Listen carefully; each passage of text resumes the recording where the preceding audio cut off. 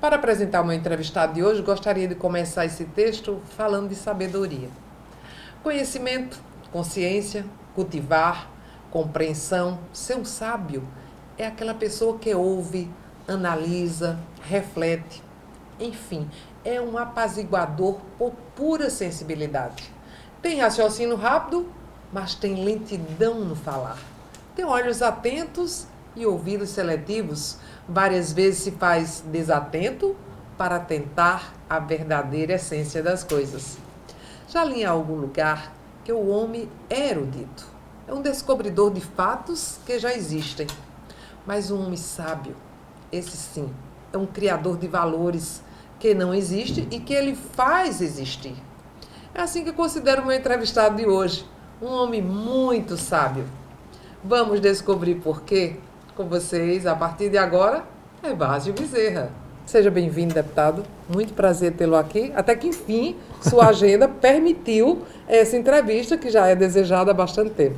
Sem dúvida, Miriam, eu quero parabenizá-la. Sei que é uma grande revelação, já com uma larga experiência, mas uma grande revelação aqui para nós, pessoenses, já que você tem já um bom tempo de atuação na nossa querida e amada Rainha da Borborema. Satisfação enorme poder comparecer aqui ao seu programa e, obviamente, essa será a primeira de uma série, lógico, se for convidado. Com certeza que será. Dividir para conquistar. Essa estratégia utilizada pelos romanos é citada em obras como de Maquiavel. Parece que está cada dia mais em uso na política federal e regional. Onde o senhor vê o uso dessa tática? Olha, eu acho que isso é a essência da política.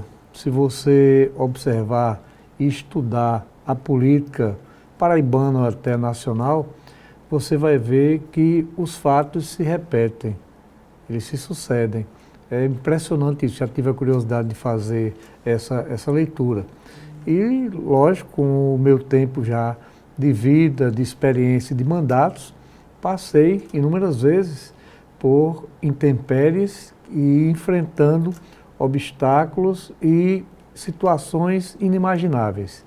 Isto vem desde aquela fatídica convenção do PMDB, quando o PMDB se dividiu, e hoje, novamente, como a história se repete, estamos vivenciando essa divisão do PSB, que nós não sabemos ainda qual será o desfecho final. Temos uma expectativa, temos uma noção, mas temos que aguardar para ver qual vai ser o último capítulo. Inclusive, deputado, para a tristeza dos paraibanos, porque na sua grande maioria, a não ser aqueles que realmente são do contra e torcem por intrigas, porque a gente sabe que tem de tudo na política, mas a grande maioria, por onde a gente passa, a gente só escuta pessoas com vontade de unir, para que a Paraíba possa continuar avançando, porque são pessoas que se completavam muito bem, tanto o ex-governador Ricardo Coutinho como o atual governador João Azevedo, e de repente a gente vê que não sabe como nem porquê, só que pessoas incendiaram essa relação, e isso não tem a menor dúvida. Inclusive é lamentável, né? Sem dúvida, até pela forma como nós vencemos a eleição. Uma vitória magnífica, estupenda. Os adversários subestimavam muito, principalmente a candidatura de João, por aquele episódio de que ele não se manteve candidato à prefeitura de João Pessoa. Era dito a boca miúda, aos quatro cantos da Paraíba, de que João não seria o candidato em definitivo do PSB, porque ele não estava mal nas pesquisas e que não tinha a expectativa de crescimento e, consequentemente, chegar aonde chegou. Foi, na verdade, uma surpresa, inclusive surpresa para mim. Eu esperava uma boa desenvoltura de João. E o ex-governador Ricardo Coutinho apostava muito no nome de um técnico.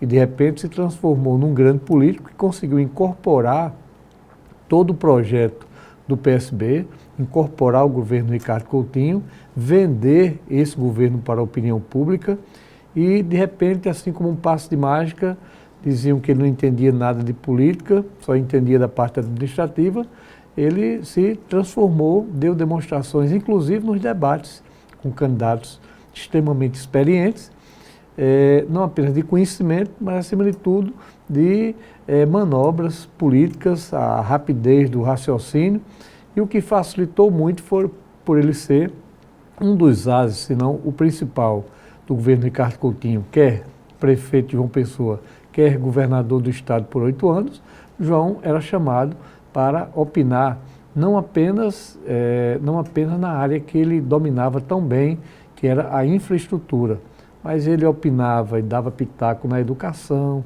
na saúde e também na parte de estradas, uma ação muito efetiva no grande projeto de Ricardo Coutinho de tirar muitas cidades, 54 cidades ou até mais, do isolamento. Então João conseguiu surpreender a muitos, e eu digo, sem nenhum constrangimento, inclusive a mim.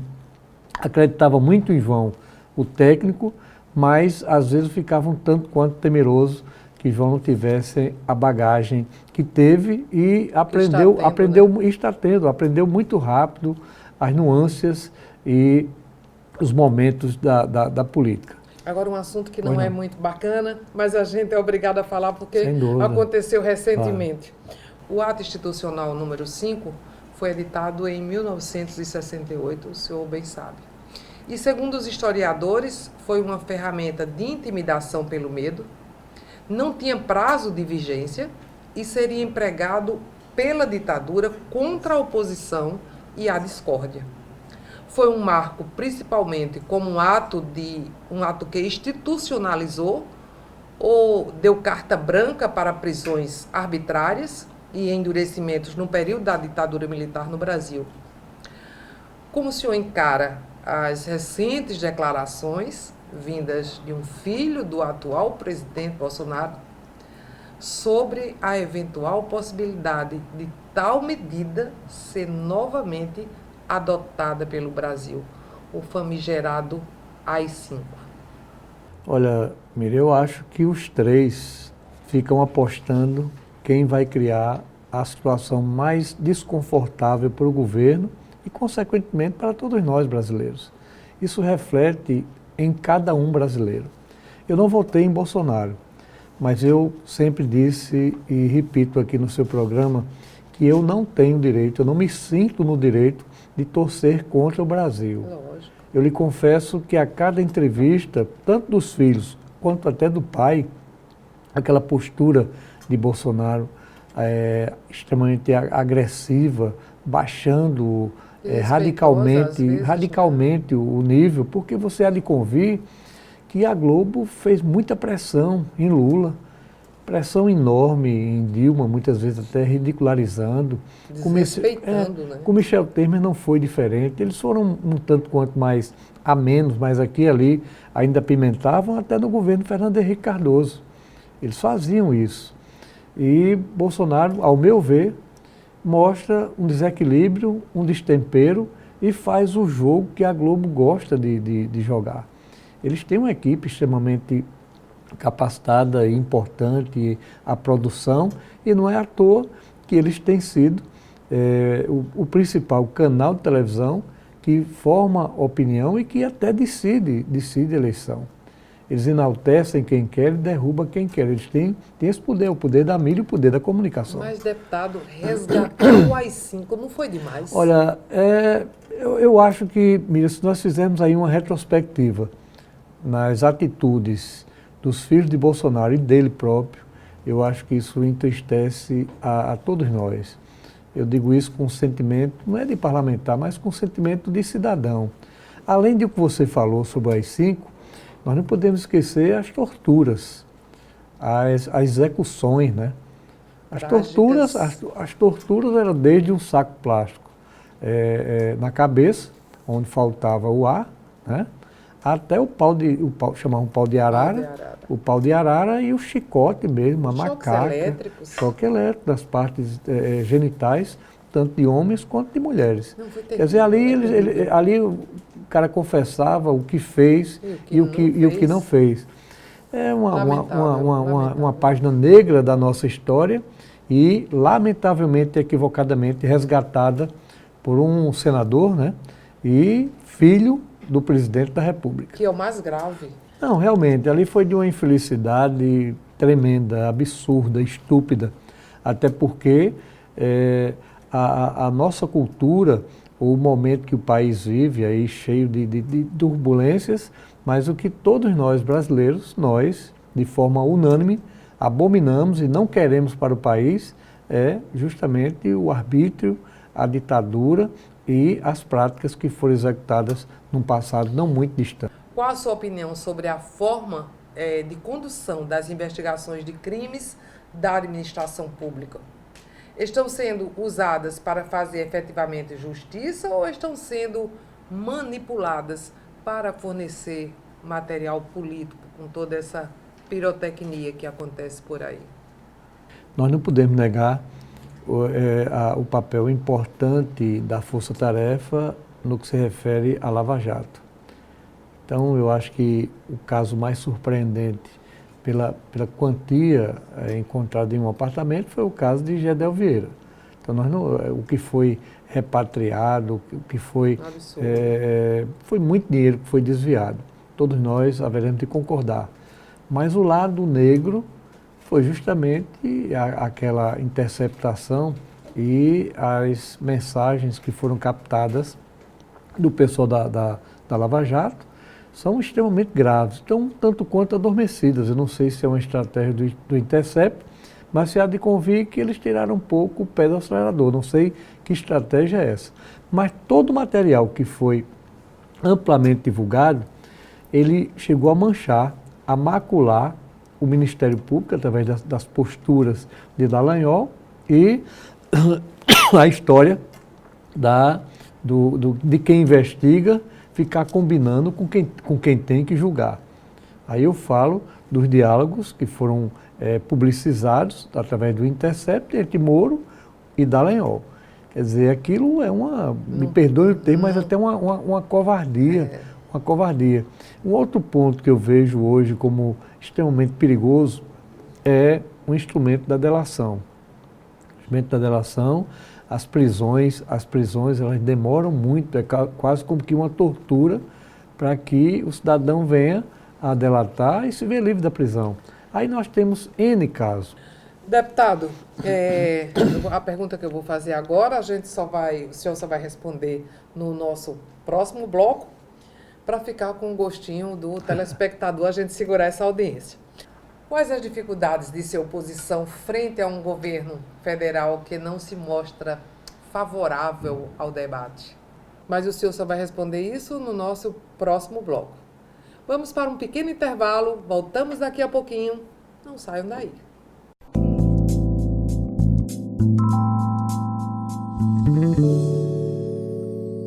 Deputado, quando eu fui para o intervalo, aliás, nós fomos para o intervalo, eu perguntei para o senhor quais as dificuldades de governar com um presidente que é avesso ao debate. É complicado. Vamos aqui procurar enumerar a quantos governadores o presidente já chegou a agredir. E agredir de forma gratuita. O primeiro, se brigasse com o Ricardo Coutinho, que é um estilo totalmente diferente de João, era admissível. Mas qual o mal que João Azevedo fez a Bolsonaro, ao governo Bolsonaro? De ser taxado de Paraíba, dizendo que ele, Flávio Dino, era para não dar nada. Quer dizer, o país não pertence ao presidente, não pertence a Bolsonaro. Uma das frases extremamente infeliz, e que teve reflexo em todo o país. As redes sociais chegaram a bater recorde, abominando e reprovando essa conduta do presidente. E aí teve outros governadores também, esse último incidente agora, direto com o Witzel, onde ele nominou mesmo Witzel e fez um ataque extremamente duro, que nós não sabemos se foi realmente Witzel que chegou a vazar aquele inquérito. Então, profundamente lamentável. Então, a principal oposição a Bolsonaro é ele mesmo e os seus filhos. Eu acho que ele e os filhos são os principais opositores do seu governo. Nós estamos, e pelo temperamento ameno, educado do governador João Azevedo, ele vem num compasso de espera, com a paciência que Deus lhe deu, esperando que o presidente seja iluminado, acima de tudo, pelo espírito que ele tem que ter enquanto chefe maior do nosso país, entender que a hora que ele atinge a Paraíba, ele atinge o Nordeste. A hora que ele atinge Pernambuco, ele fragiliza a todos nós e fragiliza a economia também do país.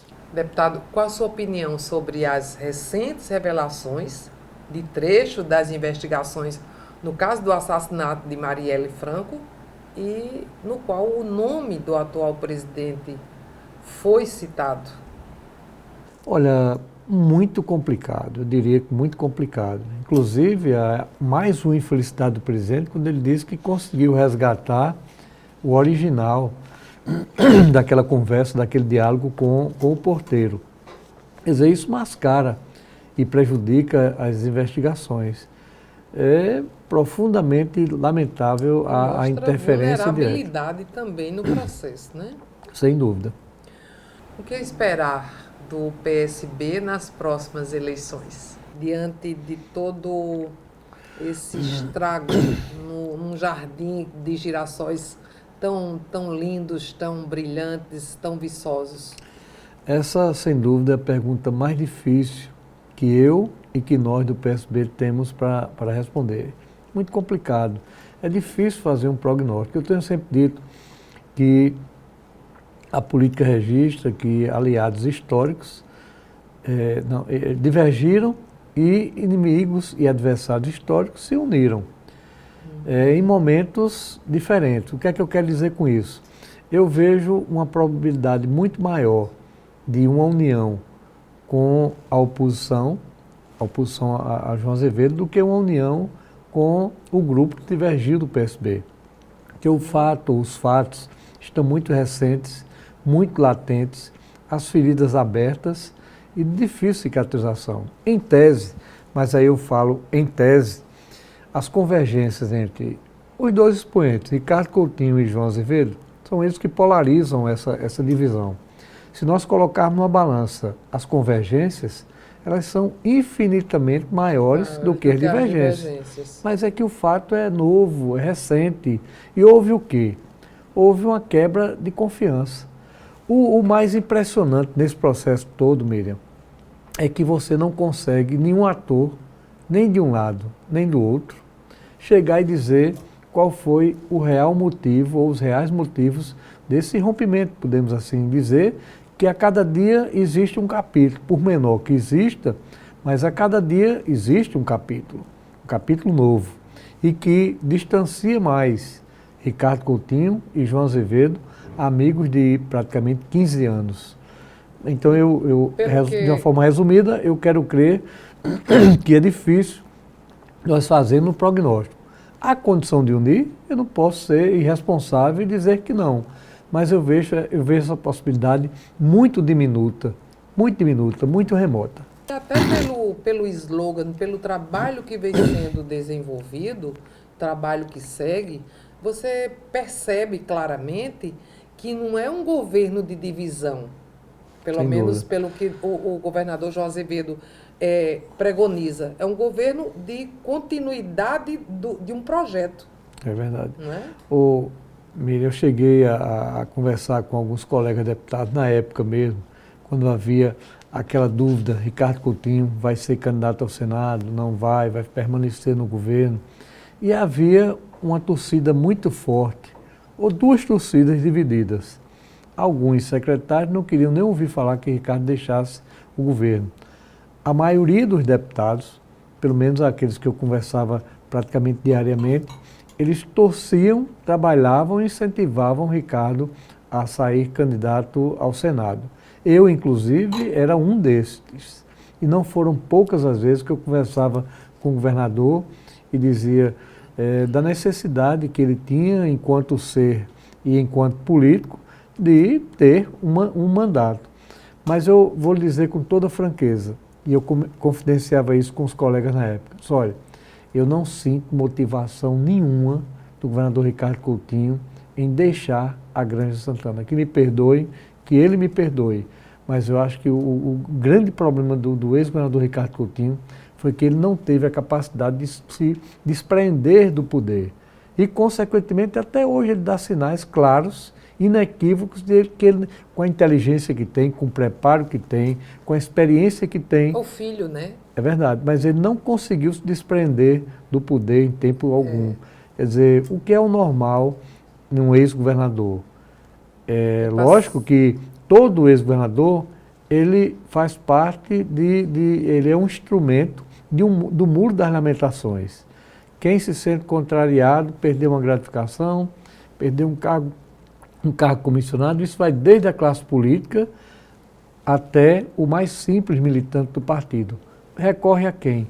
Ao ex-governador. Então, qual é o normal? Ao meu ver, como a gente diz na gíria política, mergulhar, desaparecer um pouco, fazer uma viagem e deixar quem ele ungiu para governar o Estado pudesse governar com tranquilidade. Mas ser humano é ser humano, independente de ser político. Todos né? nós, Todos Miriam, nós temos somos virtudes e temos defeitos. Deputado, qual a sua opinião sobre as dissidências dentro do partido da Presidência da República? E se o senhor vislumbra uma implosão da estrutura do partido pela luta do poder? Porque, segundo o Bolsonaro, já tuitou que dia 15 deixa o partido, vai para um partido menor, provavelmente, porque o partido um partido grande, ele não vai conseguir ser a estrela maior que ele pretende ser. Você acha que vai acontecer essa implosão após a saída dele? Deputado, vamos para o último bloco, voltamos daqui a pouquinho com a sua resposta, ok? Vamos para um pequeno intervalo, voltamos daqui a pouquinho, não saiam daí.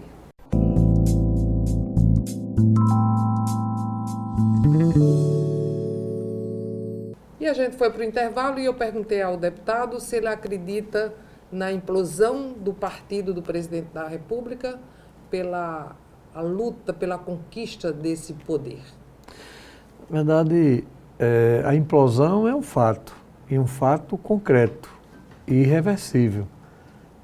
O presidente já anunciou, e eu tenho, pelo menos não a certeza, mas a convicção que ele deixará a legenda. Foram muitos, ou são muitas, as animosidades. Não é à toa que é líder na Câmara, líder no Senado, presidente do partido e aliados de primeira hora. É triste, é lamentável, porque isso também reflete duramente no governo e nas ações de governo. É lamentável, uma situação inusitada, em tão pouco tempo, essa implosão, com reflexos aí imprevisíveis de como esse grupo irá se comportar. Além de que há o risco de denúncias de parte a parte. Então, briga entre aliados não é coisa muito boa. Então, vamos aguardar para ver qual vai ser também o capítulo final. Certo. Antes da gente entrar numa parte mais intimista, com quebra de protocolos de senhor e de deputado, pois não. Eu gostaria de só uma pergunta que eu costumo fazer aos meus entrevistados. O senhor acha que o presidente da República, Jair Bolsonaro, ele foi uma fake, ele enganou a população, ou ele sempre foi aquilo, ele era verdadeiro, as pessoas que quiseram se enganar que ele faria diferente? O tempo é quem vai mostrar, mas a mim, Bolsonaro nunca enganou. Por suas posturas, por seus comportamentos. Eu assisti anos de parlamento. Eu assisti inúmeras entrevistas de Bolsonaro. Ele não mudou muito, não. Ele, quando o entrevistador, a entrevistadora perguntava algo que contrariasse o seu ser ou a sua ideologia, ele respondia de uma forma extremamente ríspida e agressiva. Então ninguém pode estar cobrando de Bolsonaro. Ele não enganou a ninguém. Houve a decepção com o PT, né? Houve a decepção com o PT e Bolsonaro ganhou, de repente, muitos adeptos que o fortaleceram ao ponto de se eleger da forma que se elegeu. Bom, agora vamos para o nosso momento intimista. O que mais lhe entristece? Pode ser na política, pode ser na sociedade, pode ser nesse momento contemporâneo nosso. Olha, muita coisa me entristece. o tratamento dado pelo presidente à Paraíba, onde de dinheiro novo, de convênio novo, o governo João Azevedo não recebeu um só centavo. Há aí uma expectativa do único convênio que, desde Ricardo Coutinho, lutou muito. Lula, o Dilma chegou a autorizar já na última hora, não deu para concretizar, que é o projeto Cooperar. E que foi o único projeto que o governo Bolsonaro aprovou, está aí numa expectativa grande e que tenhamos um 2020 com investimentos, principalmente no Brejo, em todas as regiões do nosso estado. Se fosse resgatar um valor, um sentimento de criança, o que você resgataria? Eu nem demoro muito para responder. A saudade que eu tenho, não sei se o seu caso, que tenho dos meus pais. Qual o sonho do político e do homem, Várzio Bezerra? Sem também nenhuma dúvida, é querer um país mais humano, um país mais solidário, um país equilibrado, porque potencial, eu sei, você sabe, todos nós sabemos que nós temos. As nossas riquezas que são muito mal exploradas. Quem é Várzio Bezerra, cidadão com defeitos e virtudes? Olha, eu procuro fazer a minha parte, desde os movimentos estudantis, desde o meu primeiro mandato a vereador aqui em João Pessoa, foram 5 mandatos, que procurei dar tudo de mim. E é uma confissão que faço de forma pública pelo momento atual que nós vivemos na política. Creio que você sabe que eu tenho um filho que é vereador, mas que lutei muito para que ele seguisse um outro caminho. Mas ele conseguiu me vencer, foi eleito vereador aqui na nossa capital. E lógico que tem que apoiá-lo, mas por mim ele não enveredaria pela política em função das intempéries que nós enfrentamos, porque a política não é só o lado bom, não, Miriam. Tem um lado duro, as cobranças são imensas, as incompreensões, as insatisfações. É olhar para o político e achar que ele não resolve o problema de um emprego porque ele não quer. Os tempos mudaram, são outros, verdade. E o Estado não suporta mais também. Deputado, quando a gente termina o programa, a gente costuma fazer a hashtag. Qual a sua hashtag de hoje? Olha, a hashtag é a alegria de poder participar do seu programa, jornalista que já havia assistido, como eu disse, seu programa algumas vezes, não tantas vezes, mas assisti algumas vezes, mas é muito mais importante assim esse olho no olho, o feedback e a forma totalmente à vontade que você nos deixa e as suas intervenções são altamente inteligentes. Eu saio daqui com toda certeza bem maior do que cheguei nesse estúdio. Obrigada, muito grata pela sua presença. Parabéns aí pelo programa e por sua equipe, extremamente zelosa e cuidadosa com a apresentadora e com o perfil do programa. Está à sua inteira disposição o programa, será um prazer tê-lo de volta aqui, porque uma pessoa com essa sabedoria, como eu falei no começo do programa, é difícil da gente encontrar a toque de caixa, como dizia minha avó. Então, assim, ter uma pessoa que tem um debate com esse nível é muito prazeroso para a gente receber. E o programa tem esse perfil de receber pessoas com esse perfil. E eu estou só, em nome de todos que fazem o Em Foco, muito feliz com a sua presença. Um abraço, e um abraço forte e o compromisso de retornar muito em breve com temas nacionais, locais, da nossa querida e amada Paraíba.